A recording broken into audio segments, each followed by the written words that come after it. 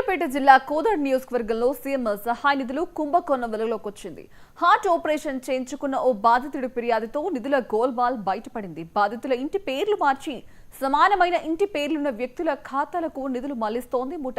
2020 నుంచి సాగుతున్న ఈ అక్రమాలకు ఓ మాజీ ప్రజా ప్రతినిధి దగ్గర పనిచేస్తున్న వ్యక్తులు, మాజీ సెక్రటేరియట్ ఉద్యోగి సహకరించినట్లు సమాచారం.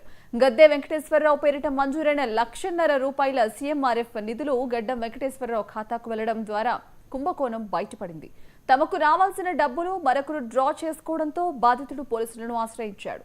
కోదాడకు చెందిన కొందరు ముఠాగా ఏర్పడి అక్రమాలకు పాల్పడుతున్నట్టుగా గుర్తించారు. ఇక ముఠాలో ఒకరిని పోలీసులు అదుపులోకి తీసుకుని రహస్యంగా విచారిస్తున్నట్లుగా తెలుస్తోంది. 4 ఏళ్ల పాటు కోట్లాది రూపాయల సీఆర్ఎఫ్ నిధులు కొట్టేసింది ఈ ముఠా. 2022లో హార్ట్ ఆపరేషన్ జరిగింది.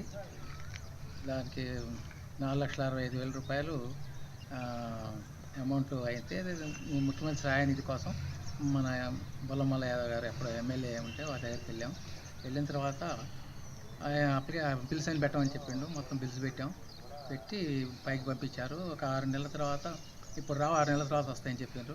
సర్లే అని చెప్పేసి 6 నెలల తర్వాత వెళ్తే ఈ లోపల ఎన్నికలు కూడా వచ్చింది. ఇక ఎన్నికలైన తర్వాతనే వస్తాయని చెప్పారు. సంవత్సరం దగ్గర గడిచింది అట్లనే. తర్వాత ఈ లోపల ఎలక్షన్ అయిపోయిన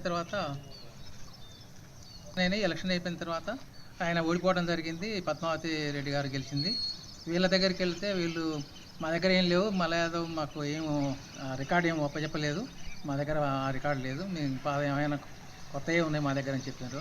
సర్లే అని చెప్పేసి అక్కడ మల్ల యాదవ్ దగ్గర ఉన్న వాళ్ళని ఎంక్వైరీ చేస్తే ఎవరు మాకు అందుబాటులో లేకుండా ఉండేటప్పుడు సర్లే అని కొద్ది రోజులు వెయిట్ చేసాం. మళ్ళీ ఇక్కడ పద్మావతి మేడం గారి ఆఫీస్కి వెళ్ళి మళ్ళీ చూసినా ఇక అసలు రావని చెప్పారు. అక్కడే మీరు కనుక్కున్నారు. ఓ రోజు ఈ మధ్య కావాలని మన ఉత్తమ్ పద్మావతి రెడ్డి గారు వస్తే అక్కడ మేడం మరి నేను మల్ల యాదవ్ ఎప్పుడు పెట్టాను, మరి ఇంతవరకు రాలేదంటే ఆయన పిఏకి చెప్పింది. పిఏగా అంతా ఎంక్వైరీ చేసాడు. సరే మన దగ్గరికి ఏమైనా వచ్చినా చూద్దామని చెప్పేసి ఆ ఫైల్ ఆయన చూస్తే ఎక్కడా దొరకలేదు. హుజూర్నగర్లో చూశాడు, ఇక్కడ చూసినా దొరకలేదు. మీరు అక్కడికే వెళ్ళాల్సింది, సీఎం రిలీఫ్ ఫండ్ ఆఫీస్కి వెళ్ళండి అన్నారు. ఇక మనం ఒకసారి మనం ఎక్కడ పోతామని చెప్పేసి మనం ఉత్తమ్ సార్ పిఏకి చెప్పాం.